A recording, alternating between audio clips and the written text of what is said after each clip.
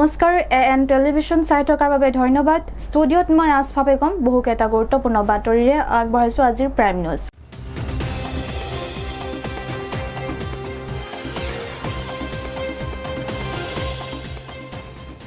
প্ৰথমে চাওঁ আহক কেইবাটাও গুৰুত্বপূৰ্ণ বাতৰিয়ে আজি দখল কৰা শিৰোনাম। ডিব্ৰুগড় জিলাৰ টেঙাখাটত স্বয়ম্ভূ ঠিকাদাৰৰ জালিয়াতিত মটক যুৱ ছাত্ৰ পৰিষদৰ প্ৰতিক্ৰিয়া। শোণিতপুৰ জিলা কংগ্ৰেছ কমিটিৰ উদ্যোগত তেজপুৰ কেতেকীবাৰী মোহিনী বিবাহ ভৱনত অনুষ্ঠিত সভাত ভাৰতীয় জাতীয় কংগ্ৰেছ দলৰ বিশাল যোগদান।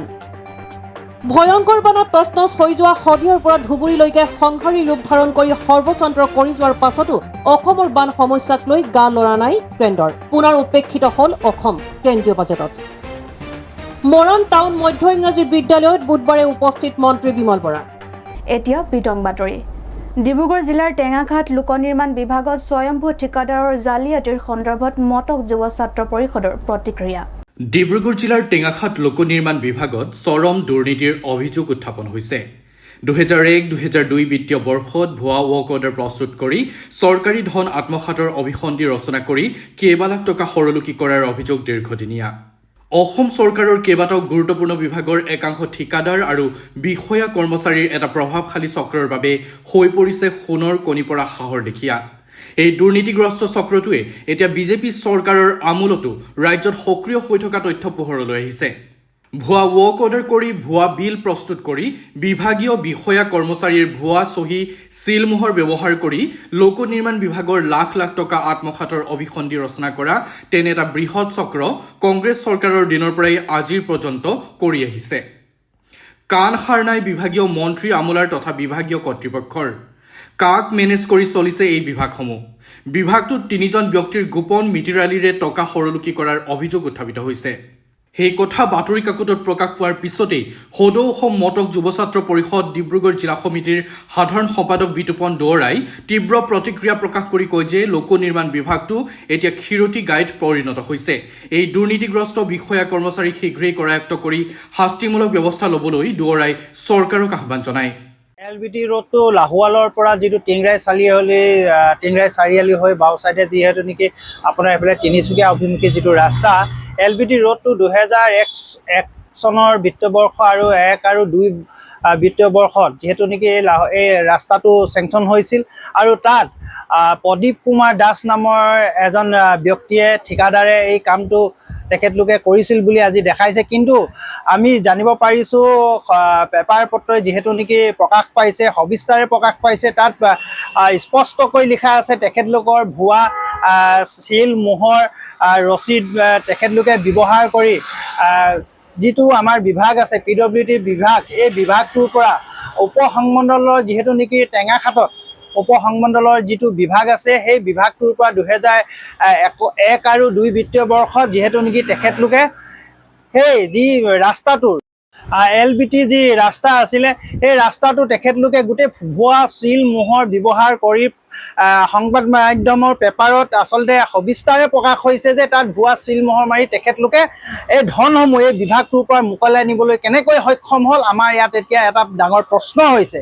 আৰু আমি সদৌ অসম মটক যুৱ ছাত্ৰ পৰিষদ ডিব্ৰুগড় জিলা সমিতিয়ে আমি তীব্ৰ গৰিহণা জনাইছোঁ। এই বিষয়টোৰ ওপৰত মুখ্যমন্ত্ৰী ডাঙৰীয়া হস্তক্ষেপ কৰিবলৈ অনুৰোধ জনাইছোঁ আৰু যিসকল ইয়াৰ বিষয়া আমোলা জড়িত আছে সকলোকে ইয়াৰ ওপৰত এটা উচিত ব্যৱস্থা গ্ৰহণ কৰিবলৈ অনুৰোধ জনাইছোঁ। LBT যিহেতু ৰোডটো সেই ৰোডটো তেখেতলোকে আমি পেপাৰত যিহেতু নেকি সবিস্তাৰে প্ৰকাশ হৈছে তাত তেখেতলোকে এচপাৰৰ শিলগুটি নেপেলোৱাকৈ তাৰ সমুদায় টকা আজি সৰলুকিৰে সৰকাই নিবলৈ বৰ্তমান তেখেতলোকে সক্ষম হৈছে বুলি আমি জানিব পাৰিছোঁ। আৰু বৰ্তমান বাকী সময়ত যিবিলাক টকা আছে তেখেতলোকে তেনেধৰণৰ এটা ডাঙৰ চক্ৰ জড়িত হৈ আছে আৰু প্ৰদীপ কুমাৰ দাস নামৰ যি এই ব্যক্তিজনক অতি শীঘ্ৰে কাৰ্যত কৰিবলৈ অনুৰোধ জনাইছোঁ।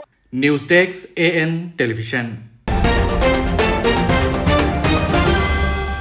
পুনৰ উপেক্ষিত হ'ল অসম কেন্দ্ৰীয় বাজেটত। বানৰ পাছত এতিয়া অসমৰ বৰ্ণাঢ্যৰ হাহাকাৰ অৱস্থা। ভয়ংকৰ বানত তছনছ হৈ যোৱা শদিয়াৰ পৰা ধুবুৰীলৈকে সংহাৰী ৰূপ ধাৰণ কৰি সৰ্বশ্ৰান্ত কৰি যোৱাৰ পাছতো অসমৰ বান সমস্যাক লৈ গা লৰা নাই কেন্দ্ৰৰ।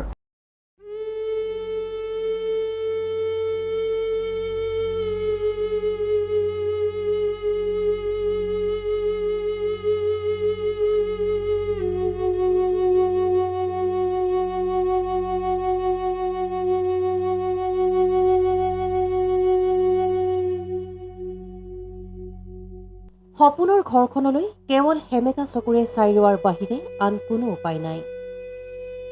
বান শিবিৰৰ পৰা ঘৰখনলৈ আহি অনিষ্ট হোৱা সম্পদসমূহ চাই হুমুনিয়াহ কাঢ়িছে। ফটা চিটা কিতাপ পত্ৰবোৰ ৰ'দত শুকুৱাই পুনৰ পঢ়িব সিহঁতে। উকা হৈ পৰিল শাওণমহীয়াৰ পথাৰখন, যেন মৰুভূমিহে। পথাৰলৈ মূৰ ঘূৰালেই দেখা পায় কেৱল বালি আৰু বালি। কপালৰ ঘাম মাটিত পেলাই কৰা ভঁৰালৰ ধানকেইটাও পানীত তিতি গজালি ধৰিলে। শিক্ষিত নিবনুৱা যুৱকে নিজৰ 10 লাখ টকা খৰচ কৰি আত্মনিৰ্ভৰশীলতাৰ বাবে খুলিছিল এখন কুকুৰাৰ ফাৰ্ম, য'ত আছিল 300 চাত্ৰিক কুকুৰা। প্ৰলয়ংকাৰী বানত সকলো মৰি গ'ল। ৰবি শস্যৰে আত্মনিৰ্ভৰশীলতাৰ সপোন দেখা গাঁওবাসীৰ সপোন ভাঙি চুৰমাৰ হৈ গ'ল। ভয়ংকৰ বানত তছনছ হৈ যোৱা শদিয়াৰ পৰা ধুবুৰীলৈকে সংহাৰী ৰূপ ধাৰণ কৰি সৰ্বশান্ত কৰি যোৱাৰ পাছতো অসমৰ বান সমস্যাক লৈ গান নলৰিল কেন্দ্ৰৰ।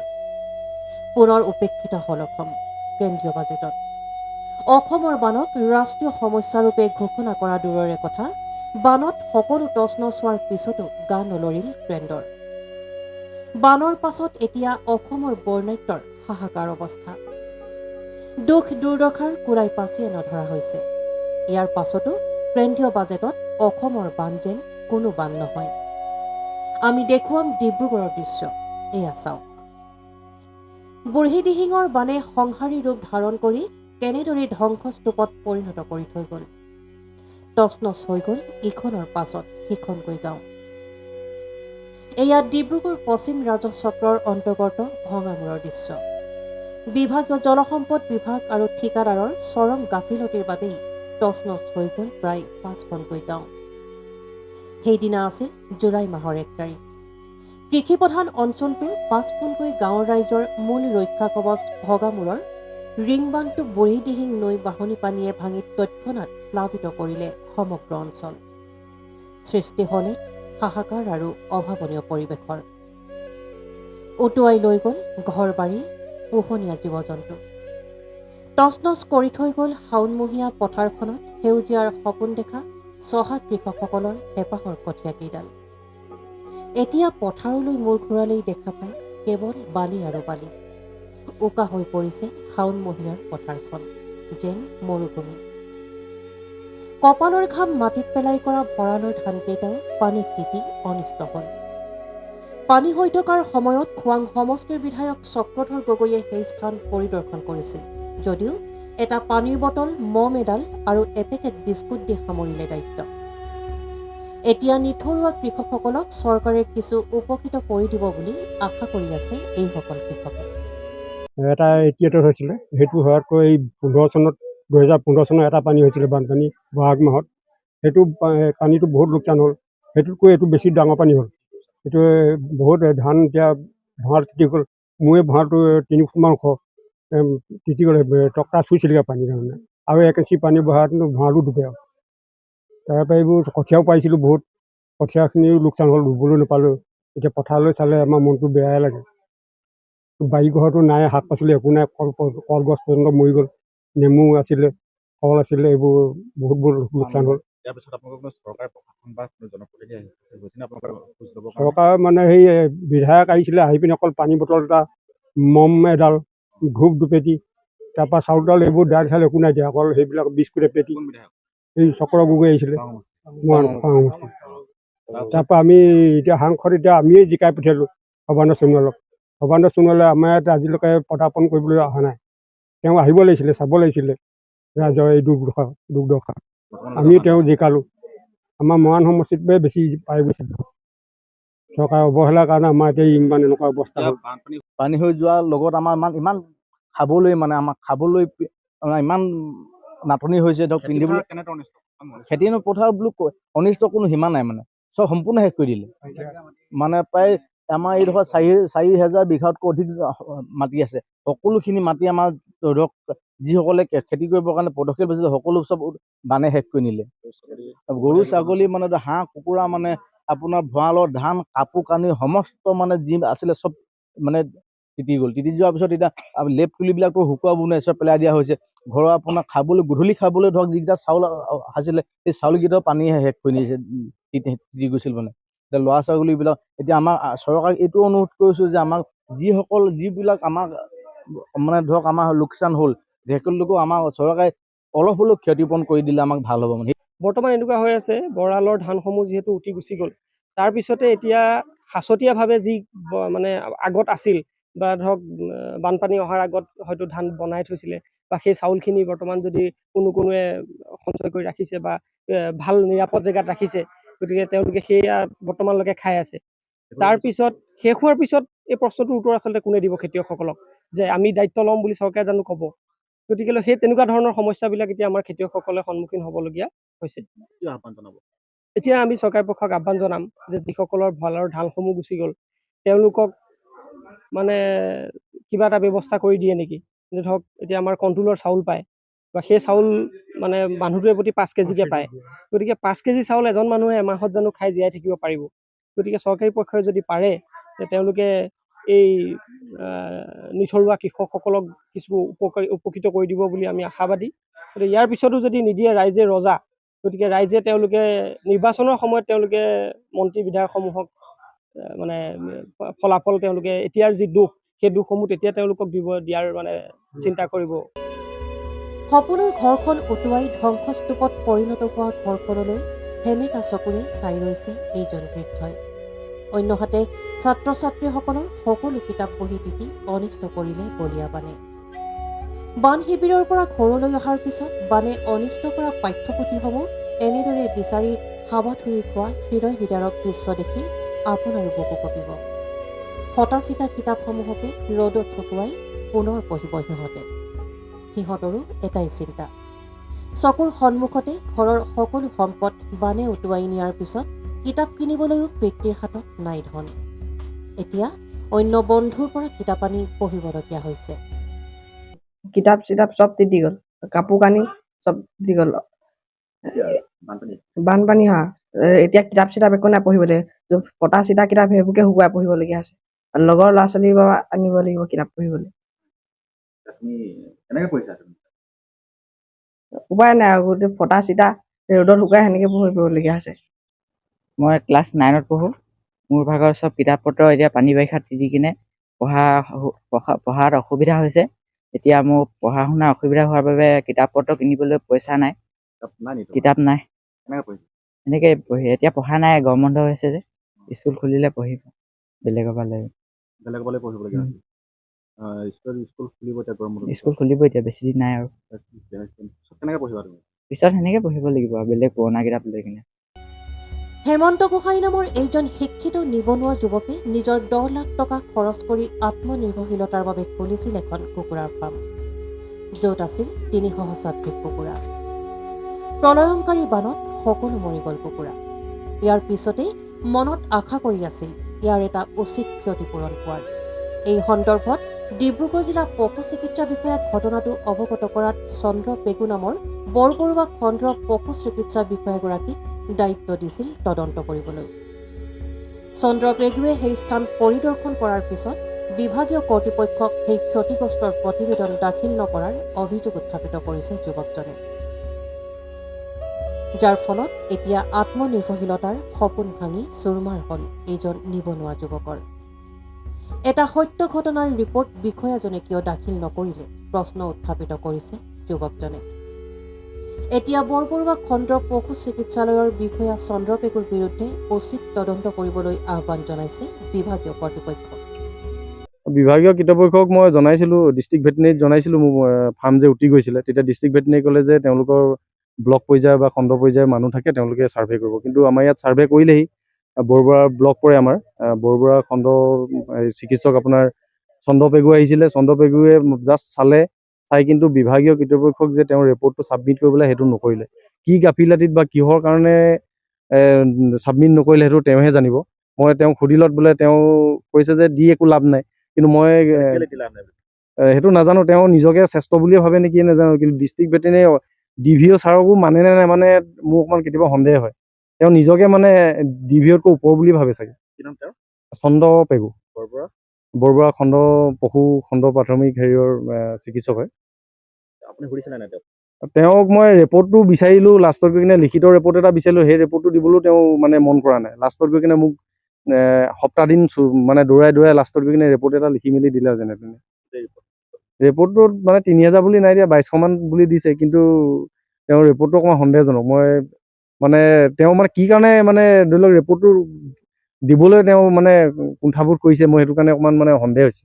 তেওঁ হয়তো কিবা পইচা পাতিয়ে প্ৰয়োজন আছিলে নে কিয়ে প্ৰয়োজন আছিলে নাজানো, কিন্তু তেওঁ খালি ৰিপৰ্টটো দাখিল কৰিবৰ কাৰণে সঁচা ৰিপৰ্টটো দাখিল কৰিবৰ কাৰণে তেওঁ মানে গাফিলতি কৰিছে। মই ডিষ্ট্ৰিক্ট ভেটেনেৰীত খবৰ কৰিছোঁ, DVO ছাৰৰ লগত কথা পাতিলোঁ, তেতিয়া ক'লে যে এইটো কমপ্লিটলি বিভাগীয়ভাৱে আহিব লাগিব তেওঁৰ ৰিপৰ্টটো। কাৰণ যিটো টাইমত ৰিং বান্ধ ভাগিছে, সেইটো টাইমত মই অফিচত যাব পৰা পৰিৱেশ নাছিলে মোৰ। কাৰণ 3খনকৈ ফাৰ্ম উটুৱাই নিছে, মানুহ থকা ঘৰ উটুৱাই নিছে, ছাগলী গৰু উটুৱাই নিছে। সেনেকুৱা সময়ত আমি শিবিৰত আছোঁ, সেনে সময়ত আমি ডিষ্ট্ৰিক্ট ভেটেনেৰীত গৈ কিনে যে মানে কিবা ৰিপৰ্ট দাখিল কৰিম, সেইটো সম্ভৱেই নহয়। এনেই ধৰি লওক তেওঁলোকৰ ৰুল মতে ধৰি লওক 24 ঘণ্টাৰ ভিতৰত বা 12 ঘণ্টাৰ ভিতৰত ৰিপৰ্ট দাখিল কৰিব লাগে, কিন্তু তেওঁৰ 24 ঘণ্টা বা 12 ঘণ্টা দূৰৰ কথা, আজি 15-20 দিন হৈ গ'ল, তথাপিতো তেওঁ কিন্তু আজিলৈকে কিন্তু ৰিপৰ্ট তেওঁৰ ফালৰ পৰা দাখিল নকৰিলে বিভাগীয় কৰ্তৃপক্ষই। ভাবোঁ মই যে তেওঁৰ ওপৰত এটা বিভাগীয় তদন্ত হওক, যাতে মানে নিজৰ গাঁঠিধন ভাঙি যি ফাৰ্ম প্ৰস্তুত কৰিছিলোঁ, তেনে যাতে দ্বিতীয় এজন কৃষকৰ বা ফাৰ্মাৰৰ ধৰি লওক এনেকুৱা এটা আহুকলীয়া পৰিৱেশ সৃষ্টি নহয়। এতিয়া অলপ হ'লেও যাতে ক্ষতিপূৰণ দি সহায় কৰিবলৈ চৰকাৰলৈ অনুৰোধ, দুখে কোৰাই পাচিয়ে নধৰা এইসকল বানাক্ৰান্ত ৰাইজৰ। এনে অজস্ৰজনৰ সপোন ভাঙি চুৰমাৰ কৰাৰ লগতে ৰাজ্যখনৰ বিভিন্ন প্ৰান্তত বলীয়া বানত প্ৰাণ গ'ল প্ৰায় শতাধিক লোকৰ। কিন্তু অসমৰ এই বান নহয় কেন্দ্ৰৰ বাবে। অসমৰ বানক ৰাষ্ট্ৰীয় সমস্যাৰূপে ঘোষণা কৰাৰ বাবে জনপ্ৰতিনিধিসকল বিফলেই নহয়। কেন্দ্ৰৰ পৰা এই দুৰ্যোগৰ বাবে মোকাবিলা কৰিবলৈ সাহায্য পৰ্যন্ত আনিব নোৱাৰে প্ৰতিনিধিসকলে। এইসকল বৰ্ণাঢ্যই এতিয়া হুমুনিয়াহ কহাৰ বাহিৰে নাই কোনো উপায়। Bureau report, AN television. আজি শোণিতপুৰ জিলা কংগ্ৰেছ কমিটিৰ উদ্যোগত তেজপুৰ কেতেকীবাৰী মোহিনী বিবাহ ভৱনত ভূপেন বৰাৰ উপস্থিতিত ভাৰতীয় জাতীয় কংগ্ৰেছ দলৰ এটি যোগদান সভা অনুষ্ঠিত হয়। আজি শোণিতপুৰ জিলা কংগ্ৰেছ কমিটিৰ উদ্যোগত তেজপুৰ কেতেকীবাৰী মোহিনী বিবাহ ভৱনত ভাৰতীয় জাতীয় কংগ্ৰেছ দলৰ এটি যোগদান সভা অনুষ্ঠিত হয়। শোণিতপুৰ জিলা কংগ্ৰেছ কমিটিৰ সভাপতি দাদুল বৰকাকতিৰ সভাপতিত্বত অনুষ্ঠিত যোগদান সভাত শোণিতপুৰ জিলাৰ তেজপুৰ, ৰঙাপাৰা, ঢেকিয়াজুলি, নদুৱাৰ আদি বিভিন্ন সভা সমষ্টিৰ অৰ্ধশতাধিক নেতাকৰ্মী উপস্থিত থাকি ভাৰতীয় জাতীয় কংগ্ৰেছ দলৰ নীতি আদৰ্শৰ প্ৰতি আকৰ্ষিত হৈ যোগদান কৰে। অসম প্ৰদেশ কংগ্ৰেছ কমিটিৰ সভাপতি ভূপেন বৰাই ভাষণ প্ৰসংগত যোৱা লোকসভা নিৰ্বাচনৰ পৰ্যালোচনা কৰি কংগ্ৰেছ দলৰ নেতাকৰ্মীসকলক তোলা-ধোনা দিয়া পৰিলক্ষিত হৈছে। আজি শোণিতপুৰ জিলা কংগ্ৰেছৰ উদ্যোগত আমাৰ দলত গণ পৰিষদ, বিজেপি, আম আদমি পাৰ্টিৰ পৰা বহুকেইজন কৰ্মকৰ্তাই যোগদান কৰিছে। লগতে কেইবাজনো অৱসৰপ্ৰাপ্ত বিষয়া, অৱসৰপ্ৰাপ্ত শিক্ষকেও যোগদান কৰিছে। মই আজি গোটেই জিলা কংগ্ৰেছক ধন্যবাদ দিয়াৰ লগতে আহ্বান জনাইছোঁ যে আমাৰ যিখিনি দুৰ্বলতা আছে সেইখিনি সকলোৱে চালি জাৰি চাই আগন্তুক পঞ্চায়ত নিৰ্বাচনত কেনেকৈ আমি আমাৰ দলটো শক্তিশালী কৰিব পাৰোঁ, বেছিকৈ বেছি পঞ্চায়ত কেনেকৈ দখল কৰিব পাৰোঁ, সেই সম্পৰ্কতো আমি এখন সৰু কমিটি এটা কৰি দিম, পলিটিকেল এফেয়াৰ্ছ কমিটি। তেওঁলোকে আলোচনা কৰি এইবাৰ পঞ্চায়তৰ ক্ষমতা যিহেতু বিকেন্দ্ৰীকৰণ হৈছে, আমি টিকেটৰ গোটেই পৰ্বটো, টিকেট বিলোৱা, বাছনি কৰা, এইবিলাক আমি গুৱাহাটীত নকৰোঁ, জিলাই জিলাই হ'ব। গতিকে জিলাখনত আমি একটা টিম বনাই দিম, সেই টিমটোৱে যাতে জিলাখন ভাল ধৰণে পৰিচালনা কৰি দলটো শক্তিশালী কৰিব পাৰে, সেই ধৰণৰ আলোচনা আমি কৰিছোঁ। স্বাধীনোত্তৰ ইতিহাসত অসমৰ বাবে দুৰ্ভাগ্যজনক বাজেট বুলি বাজেট সন্দৰ্ভত মন্তব্য প্ৰকাশ কৰে ভূপেন বৰাই। বাজেটটো মই ভাবোঁ যে স্বাধীনোত্তৰ ইতিহাসত আটাইতকৈ দুৰ্ভাগ্যজনক এখন বাজেট অসমৰ কাৰণে। তেওঁলোকে ডনাৰ মিনিষ্ট্ৰীৰ কথা কয়, যাৰ জৰিয়তে উত্তৰ পূৰ্বাঞ্চলৰ উন্নতি হ'ব পাৰে। ডনাৰ মিনিষ্ট্ৰীত যোৱাবাৰতকৈ এইবাৰ মাত্ৰ 8 কোটি টকা বঢ়াই দিছে। আপুনি নিজে ভাবক যে অসমৰ প্ৰতি, উত্তৰ পূৰ্বাঞ্চলৰ প্ৰতি কিমান সাংঘাতিক বঞ্চনা। আৰু বিহাৰক 11,500 কোটি টকা দিছে, অন্ধ্ৰপ্ৰদেশক 15,000 কোটি টকা দিছে। আমি অসমক বাজেটতো পেকেজ নায়েই, কিন্তু আজি 5 বছৰ ধৰি নিজৰ বিজেপি চৰকাৰ, কেন্দ্ৰত বিজেপি চৰকাৰ, তেওঁলোকে 10,785 কোটি টকা বিচাৰি বাৰম্বাৰ অসম চৰকাৰে আবেদন কৰাৰ পিছত এতিয়ালৈকে মাত্ৰ 250 কোটি টকা পাবলৈ সক্ষম হৈছে। গতিকে ডাবল ইঞ্জিন চৰকাৰ যে অসমৰ কোনো প্ৰগতি নহয়, বিজেপিয়ে যে অসমক কেৱল ভোটৰ সময়ত মনত পেলায়। এতিয়া 70জনতকৈ বেছি ব্যক্তি এইবাৰ বানপানীত মৃত্যুমুখত পৰিল। প্ৰধানমন্ত্ৰী কওক, গৃহমন্ত্ৰী কওক, তেওঁলোকে টেলিফোন কৰি পেলাই সামৰিলে। মই আশা কৰিম যে অহাবাৰ ইলেকশ্যনত প্ৰধানমন্ত্ৰী আৰু গৃহমন্ত্ৰীয়ে টেলিফোনতে ভোট বিচাৰক। তেতিয়াতো তেওঁলোকে জিলাই জিলাই আহি যায়। বানপানীত আজি প্ৰায় 90 পাৰ হৈছে, তেওঁতো খবৰ এটা নল'লে। যিটো সাহায্য পাইছে এইটো আমি নিৰ্ধাৰণ কৰি থোৱা 4 লাখ টকা SDRFৰ পইচা মৃত্যু হ'লে পায়, সেইটো আমাৰ চৰকাৰৰ দিনতে আমি সিদ্ধান্ত লোৱা, এই সিদ্ধান্ত মতে পাইছে। গতিকে বিজেপি কেন্দ্ৰৰ কথাই কওক, অসমৰ কথাই কওক, তেওঁলোক কেৱল ভোটৰ সময়ত অসমলৈ মনত পৰে, মানুহৰ দুখৰ সময়ত তেওঁলোকৰ মনত নপৰে। Bureau report AN television. এইখিনিতে সময়তে চমু বাণিজ্যিক বিৰতিৰ পাছত কেইবাটাও গুৰুত্বপূৰ্ণ বাতৰিলৈ পুনৰ উভতিম। চাই থাকক AN টেলিভিজন।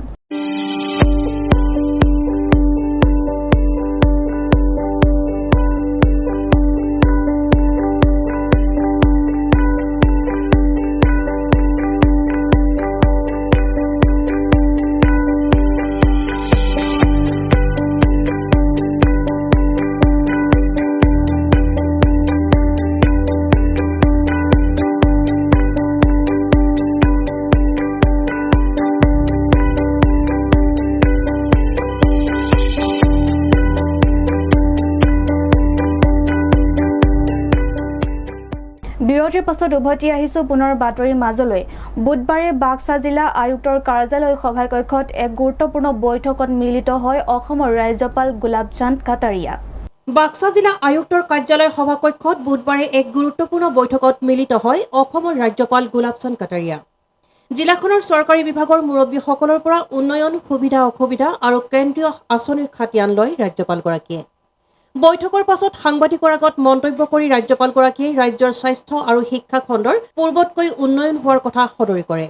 জলজীৱন মিছন আঁচনিৰ অধীনত চলি থকা বিশুদ্ধ খোৱাপানী যোগান আঁচনিৰ কাম চলি থকাৰ কথা উল্লেখ কৰি আঁচনিসমূহ সফল ৰূপায়ণ হোৱা বুলি মন্তব্য কৰে। উল্লেখ্য যে পৰ্যালোচনা সভাত বাক্সা জিলাৰ চৰকাৰী বিভাগৰ মুৰব্বীৰ লগতে জিলা আয়ুক্ত কৃষ্ণা বৰুৱা, কেবিনেট মন্ত্ৰী উৰ্খাও গৌৰৱ ব্ৰহ্ম, BTR অধ্যক্ষ কাতিৰাম বড়োকে ধৰি বহু কেইগৰাকী বিষয়া উপস্থিত থাকে। Bureau report AN television. Moran স্বায়ত্তশাসিত পৰিষদৰ এক অভিনৱ কাৰ্যসূচী। এই মৰাণ স্বায়ত্তশাসিত পৰিষদৰ পুঁজিৰে প্ৰায় 15 শতাধিক ছাত্ৰ ছাত্ৰীক শৈক্ষিক সজাগতা সভা অনুষ্ঠিত কৰি আনুষ্ঠানিকভাৱে প্ৰদান কৰিব চেক। উজনি অসমৰ আদিম ভূমিপুত্ৰ মৰাণসকলৰ আৱেগ অনুভূতিক গুৰুত্ব প্ৰদান কৰি 2021 চনৰ 15 ফেব্ৰুৱাৰীত ৰাজ্য চৰকাৰে প্ৰদান কৰিছিল মৰাণ স্বায়ত্তশাসিত পৰিষদ। এই মৰাণ স্বায়ত্তশাসিত পৰিষদৰ পুঁজিৰে প্ৰায় 15 শতাধিক ছাত্ৰ ছাত্ৰীক শৈক্ষিক সজাগতা সভা অনুষ্ঠিত কৰি আনুষ্ঠানিকভাৱে চেক প্ৰদান কৰাৰ সিদ্ধান্ত লৈছে। আজি প্ৰথম দিনৰ কাৰ্যসূচী যথাক্ৰমে কৰ্দৈগুৰি, কাকপথাৰ, ডিৰাক তিনিটা স্থানত এই চেক প্ৰদান কাৰ্যসূচী গ্ৰহণ কৰে। দ্বিতীয় দিনৰ কাৰ্যসূচী মাকুম, তিনিচুকীয়া, ডিগবৈ, ফিলবাৰী, বৰডুমচা, পেঙেৰী আৰু তৃতীয় দিনৰ কাৰ্যসূচী মাকুম বেতনীত চেক প্ৰদান কৰিব। মুঠতে প্ৰথম পৰ্যায়ত 1097 জন ছাত্ৰ ছাত্ৰীক চেক প্ৰদান কৰিব আৰু ইয়াৰ বাবে বাজেট ধাৰ্য কৰিছে 30 লাখ টকা।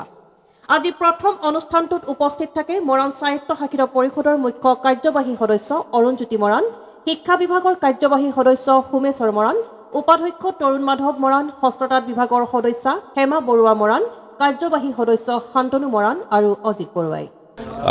মেট্ৰিক, হায়াৰ ছেকেণ্ডেৰী যিসকলে 2023 বৰ্ষত উত্তীৰ্ণ হৈছিলে, এই এলেকাধীন ছাত্ৰ ছাত্ৰী সকলোকে আমি জলপানী দিয়াৰ কাৰণে ব্যৱস্থা গ্ৰহণ কৰিছিলোঁ। আজি 2023-24 যিটো আমাৰ ফাণ্ড, সেই ফাণ্ডৰ পৰা আমি আজি এই কাৰ্যসূচীটো প্ৰথম কৰিছোঁ কৰ্দৈগুৰিত।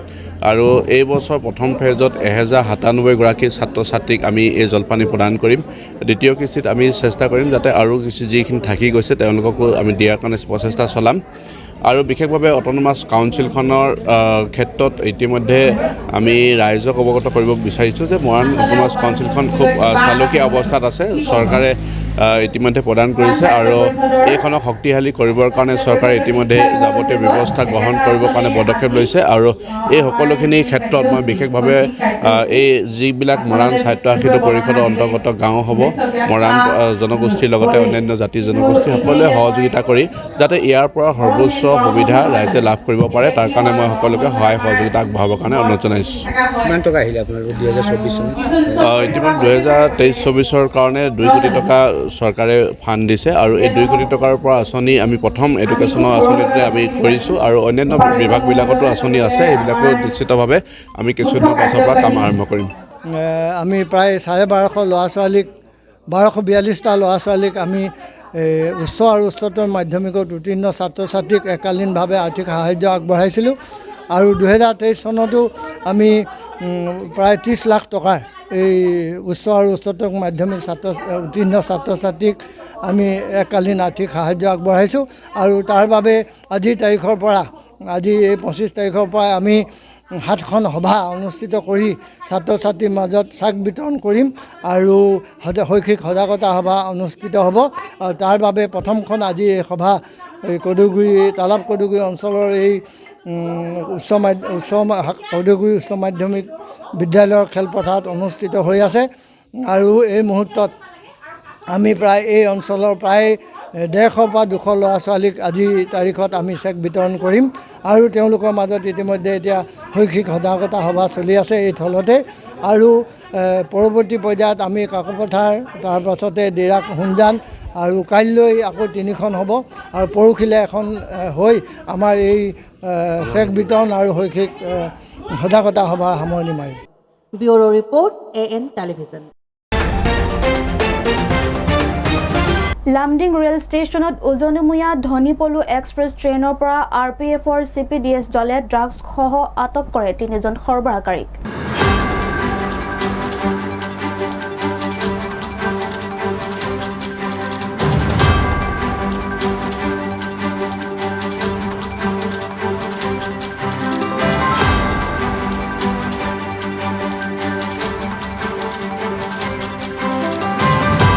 লামডিং ৰেল ষ্টেচনত ড্ৰাগছসহ 3জন সৰবৰাহকাৰী আটক। উজনিমূৰীয়া ধনীপলু এক্সপ্ৰেছ ট্ৰেইনৰ পৰা লামডিং RPFৰ CPDS দলে ড্ৰাগছসহ আটক কৰে 3জন সৰবৰাহকাৰীক। উদ্ধাৰ কৰি 16খন প্লাষ্টিক কণ্টেইনাৰত ব্ৰাউন চুগাৰ। আটকাধীন 3জন ক্ৰমে লামডিঙৰ সুব্ৰত দে, গোপাল পণ্ডিত আৰু Santosh Das. Bureau report AN television.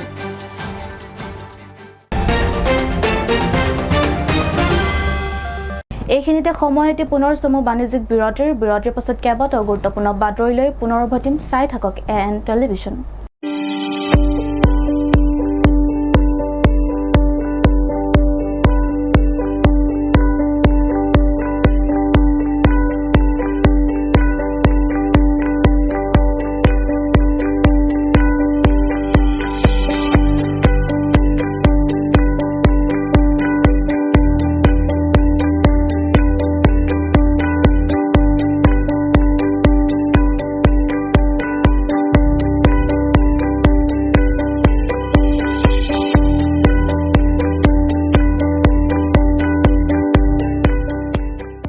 বিৰতিৰ পাছত উভতি আহিছোঁ পুনৰ বাতৰিৰ মাজলৈ।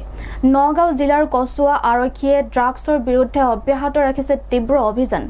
এনে ক্ষেত্ৰতে ছয়দুল ইছলাম নামৰ এটা ড্ৰাগছ সৰবৰাহকাৰীক পুনৰ আটক কৰিবলৈ সক্ষম হৈছে কচুৱা আৰক্ষীয়ে।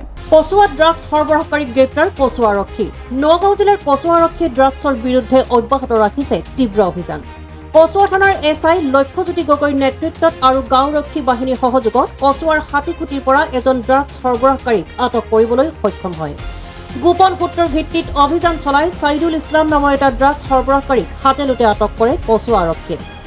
ধৃত ছাইদুলৰ পৰা 4টা চাবোনৰ বাকচৰ পৰা 53.3 গ্ৰাম ড্ৰাগছ জব্দ কৰে আৰক্ষীয়ে। কচুৱা আৰক্ষীয়ে সোধা পোছাৰ অন্তত নগাঁও জেললৈ প্ৰেৰণ কৰে ড্ৰাগছ সৰবৰাহকাৰীজনক।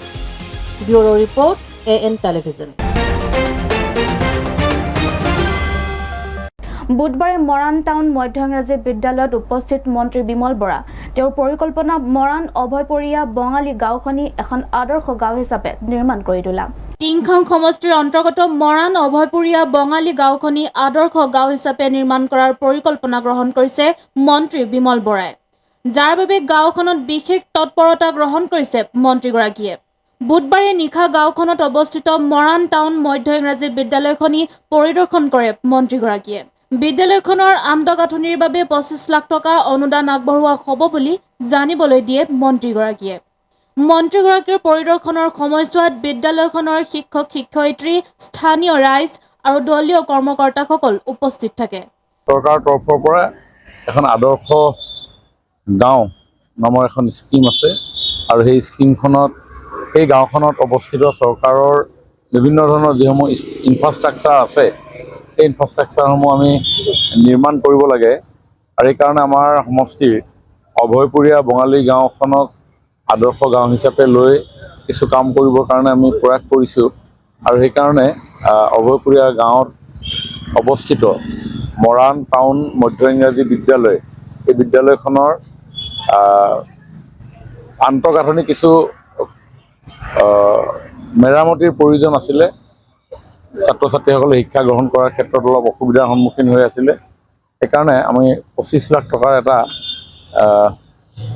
অনুদান আমি বিদ্যালয়খনলৈ আগবঢ়াম আৰু কেনেধৰণে বিদ্যালয়খন ঠিক কৰিলে ছাত্ৰ ছাত্ৰীসকলৰ সুবিধা হ'ব তাৰ কাৰণে আজি এতিয়া আমি প্ৰধান শিক্ষয়িত্ৰী ডাঙৰীয়ানী আছিলে আৰু বাকী ৰাইজো আছিলে, কিছু পৰিদৰ্শন কৰিলোঁ আৰু ইতিমধ্যে এডুকেশ্যন ডিপাৰ্টমেণ্ট আৰু আমাৰ PNRD ডিপাৰ্টমেণ্টক এই বিষয়ে এখন মাষ্টাৰ প্লেন বনাবৰ কাৰণে কৈছোঁ, কাৰণ জেগাডোখৰ খুব ঠেক ঠুক সৰু জেগা, গতিকে আমি ঘৰবিলাক অলপ ডিজাইন কৰি নিৰ্মাণ কৰিলে কিছু জেগা ওলাব পৰৱৰ্তী সময়ত, গতিকে এখন মাষ্টাৰ প্লেনৰ প্ৰয়োজন, সেই মাষ্টাৰ প্লেনখন বনাবৰ কাৰণে কৈছোঁ। ITI এখন অৰ্ধনিৰ্মিত অৱস্থাত আছিলে, তাৰ কাৰণে আমাৰ যিটো ডিপাৰ্টমেণ্টে ডিপাৰ্টমেণ্টৰ মই প্ৰিন্সিপাল ছেক্ৰেটাৰীৰ লগত কথা বতৰা পাতিছোঁ, তেওঁলোকে এনে প্ৰচেছ কৰি আছে।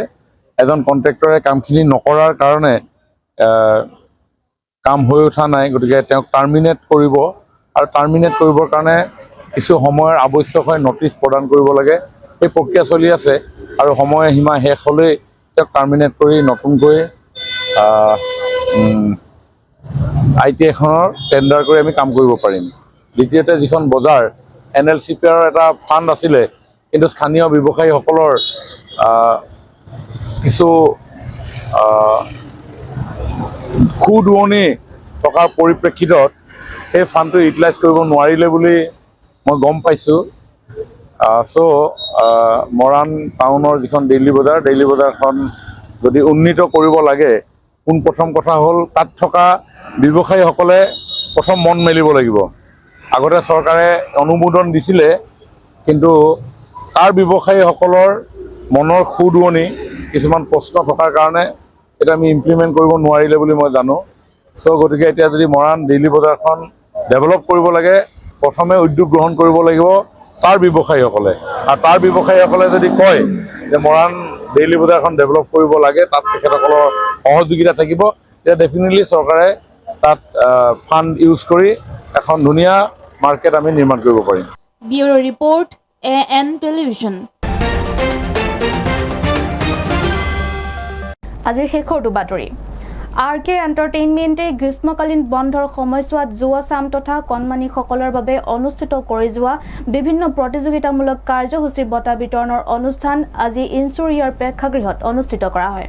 RK এণ্টাৰটেইনমেণ্টে গ্ৰীষ্মকালীন বন্ধৰ সময়ছোৱাত যুৱচাম তথা কণমানিসকলৰ বাবে অনুষ্ঠিত কৰা বিভিন্ন প্ৰতিযোগিতামূলক কাৰ্যসূচীৰ সফল সামৰণি পৰাৰ পিছত মঙলবাৰে বাকী ৰৈ যোৱা পুৰস্কাৰ তথা বঁটাসমূহ বিতৰণৰ অনুষ্ঠানটি হোটেল ইনচুৰিয়াৰ প্ৰেক্ষাগৃহত অনুষ্ঠিত কৰে। এগৰাকী সমাজকৰ্মী তথা মডেল আপি ভট্টাচাৰ্যৰ তত্বাৱধানত ডিব্ৰুগড় জিলা পুথিভঁৰাল প্ৰেক্ষাগৃহত দুদিনীয়া কাৰ্যসূচীৰে মেক অভাৰ বিভিন্ন শৈলীৰ নৃত্য মডেলিঙৰ প্ৰতিযোগিতাসমূহ অনুষ্ঠিত হৈছিল। প্ৰতিযোগিতাসমূহত ইণ্টাৰ স্কুল, ডেন্স স্কুলৰ তথা বিভিন্ন একাডেমীৰ প্ৰতিযোগীয়ে অংশ লৈ নিজৰ পাৰদৰ্শিতা প্ৰদৰ্শন কৰিছিল। কেইবাটাও শিতানত অনুষ্ঠিত প্ৰতিযোগিতাৰ বঁটাসমূহ তথা চিলভাৰ কেপৰ বঁটাসমূহ মঙলবাৰে হোটেল ইনচুৰিয়াত বিতৰণ কৰা হয়।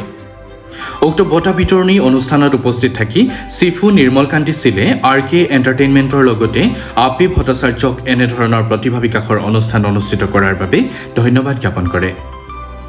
ইফালে অনুষ্ঠানটি সাফল্যমণ্ডিত কৰি তোলাত সহায় সহযোগিতা আগবঢ়োৱা সকলোকো বিশেষভাৱে ধন্যবাদ জ্ঞাপন কৰে অনুষ্ঠানৰ উদ্যোক্তা আপি ভট্টাচাৰ্যই। ভাল লাগিছে RK এণ্টাৰটেইনমেণ্টৰ লগত পাৰফৰ্ম কৰি। মই north east king and queen season 14 winner. মই special thanks to Vaishali Bhattacharya গ্ৰুমিংটো শিকাবলৈ কাৰণে আৰু আপি ma'am. I am very much thankful for them আৰু মই আৰু আগুৱাই যাবলৈ বিচাৰিছোঁ এইটো আজি মই যিটো চিলভাৰ কেপ ৰিচিভ কৰিছোঁ on behalf of my daughter. মোৰ ছোৱালী ইয়াতে ডান্স কৰিছিলে, তো আজি তাই নাথাকাৰ কাৰণে আজি মই আহিছোঁ। আৰু এইটো প্ৰগ্ৰাম কৰি এটা বস্তু ভাল হৈছে যে এনেকুৱা প্ৰগ্ৰাম জেনেৰেলি হৈ থাকিব, তেনেকৈ হৈ থাকিলে কি হয় বাচ্চাৰ ডেভেলপমেণ্ট প্লাছ আগুৱাই যাবলৈ বৰ সুবিধা হয়। আমি পেৰেণ্টছ হিচাপেও তেনেকৈ হেল্প কৰিব লাগে, ছাপৰ্টিভ হ'ব লাগে, যাতে আমাৰ নেক্সট জেনেৰেশ্যন আমাৰ বাচ্চাৰ ল'ৰা ছোৱালীবিলাকে আগুৱাই যাব পাৰে। থেংকছ RK এণ্টাৰটেইনমেণ্ট এনেকুৱা প্ৰগ্ৰাম কৰাৰ কাৰণে এনেকুৱা হৈ থাকক কাৰণে তেনেকৈ আমি সদায় একেলগত থাকিম আৰু এনেকৈ কৰি থৈ যাম। তেতিয়া 13-14 তাৰিখ আমাৰ RK এণ্টাৰটেইনমেণ্টৰ জৰিয়তে আমি যিটো প্ৰগ্ৰাম কৰিছিলোঁ, খুব ভাল লাগিছে যে মোৰ গোটেই টীম মোক বহুত হেল্প কৰিছে। আৰু এটা কথা মই থেংক ইউ কৈ ইহঁতে মানে ৰিলিফ দিব নোৱাৰোঁ, কাৰণ আমাৰ নেক্সটো আকৌ শ্ব' আহি আছে। নিকিতা শ্ব' আমাৰ আছে নহয় ছেপ্টেম্বৰত? য়েছ, মোৰ আছে আকৌ ডিচেম্বৰত। আচ্ছা, আৰু এটা কথা, মোৰ গ্ৰুপত যোনে যোনে কাম কৰিছে একদম পলাশীবাৰ পৰা ষ্টাৰ্ট কৰি আৰু তাৰ নাম কি আছে কল্যাণী, তাৰপিছত বিপ্ৰদীপ, বৈশালী, উষান, বৃন্দা, আমাৰ শুভম, দেৱজিৎ, নিকিতা, সৌৰভ, চবক থেংক ইউ। আৰু এনেকুৱাই তোমালোকে মোৰ লগত কাম কৰি যোৱা। আৰু যোনে মানে পাৰ্টিচিপেণ্ট কৰিছে সিহঁতক এটা থেংক ইউ জনাইছোঁ। মিডিয়া পাৰ্টনাৰকো কৈছোঁ আপোনালোকে বহুত হেল্প কৰিছে আৰু নেক্সট এনেকুৱা কাম কৰিম বুলি ভাবিছোঁ। ডিব্ৰুগড়ৰ পৰা জয়ৰ সহযোগত আইনুল আহমেদৰ ৰিপৰ্ট AN টেলিভিছন। আজিৰ প্ৰাইম নিউজ ইমানেই আছিল। আছফাক আজুলাই ইমানতে বিদায় দিয়ক। অধিক বাতৰিৰ বাবে চাই থাকক AN টেলিভিছন। নমস্কাৰ।